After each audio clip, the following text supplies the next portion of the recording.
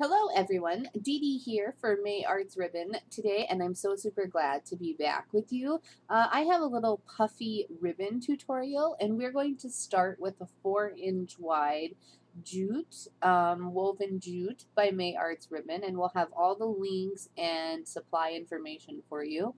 So you can be sure to click those and go directly to the ribbon resource, which if you're unfamiliar with the ribbon resource, oh goodness, excuse me. If you're unfamiliar with the ribbon resource, it's a really great way for consumers to get May Arts high quality ribbon in more affordable widths or yardages, I should say. So you should definitely check that out. I have cut my jute down to size, and I just want it to fit on this card, which is 4.5 by 5.5 or 4 by 5.5. And I also have some double-sided tape. Now here is a piece of white cardstock that has been cut 1/2 inch all the way around smaller. So the card base is 4 by 5.5.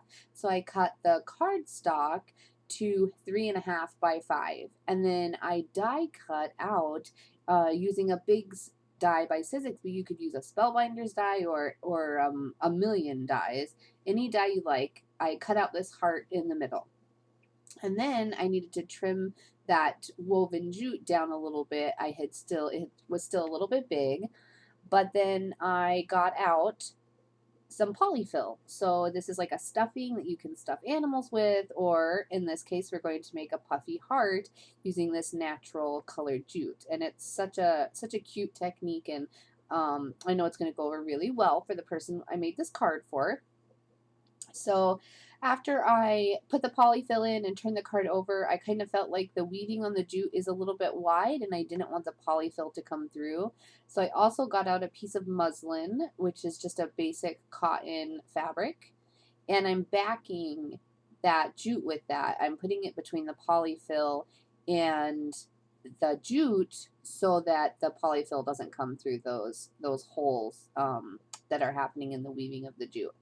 And other than that, I'm kind of just playing around with it and pushing it through and making my heart puffy. I do have this other piece of card that is the same size as the first one that I cut. And after kind of playing around with it, this is the first time I was doing it, and I really do like this technique. I'll be doing it more, and I will probably be doing a little bit of refining. When I do that, I will try to let you know some of the changes I've made. But I have a piece of card that's the same size as the one that was die cut, and so I am backing it with double-sided tape. And I suppose that you could do a wet glue, but it will get so messy, and with the polyfill and the fabrics that you're working with, I just don't think that would be a very good choice. So pick out your favorite double-sided tape, and I did use strips here, but you could also use like a double-sided sheet and then just put that on there and cut that out.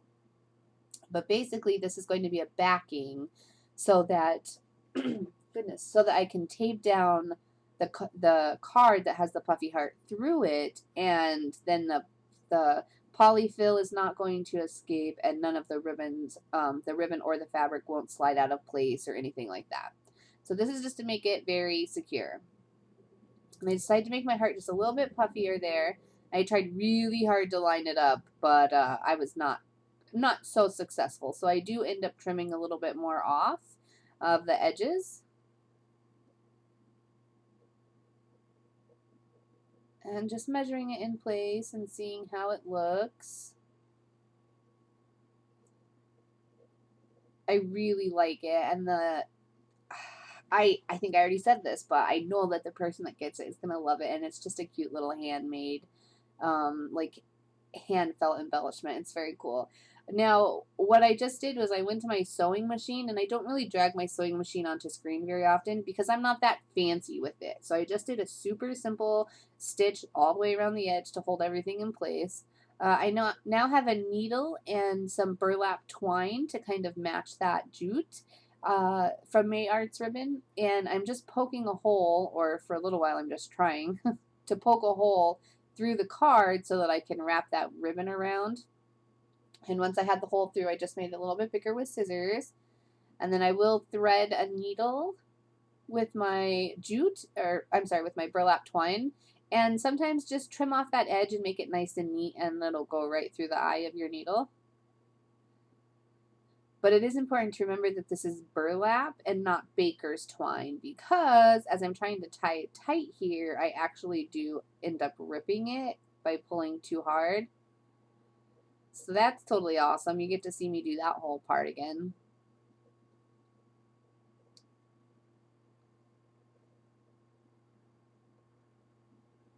There we go. This one's a bit more successful. I also have a shell button, and I decided instead of tying the burlap twine first and then putting the button on, I'm going to thread the button with the twine, and that's going to help me tighten it without having to pull so hard, and then that way I don't break it. And I just centered that little button right on top of the heart just by pulling a little from the left and a little from the right until it's exactly where I want it. And then I tie it on and tie a little bow. And then right there on the left, from the card up a little bit, is like a little ball of fibers. This just comes from fabric edges, and I just don't throw it away. I tend to rip my fabric. Now, you could also use like a thread or something here, but it needs to be dainty so that it doesn't take away from the gorgeous ribbons that we've used.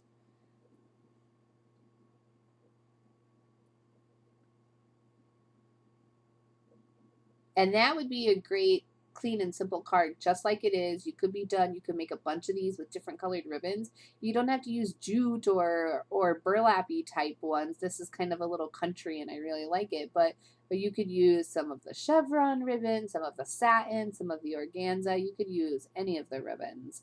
I did just stamp a Viva Las Vegas stamp.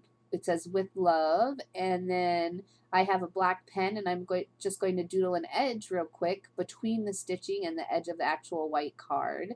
Now this one, I did mention this one is a little bit more neutral. It's kind of a little country feeling, but if you used a different ribbon and you went with different paper, or you went with a different card base, you know, you could make it any color you want. It would have been great for Valentine's Day. You could also make this for any day of the year, an anniversary, a birthday.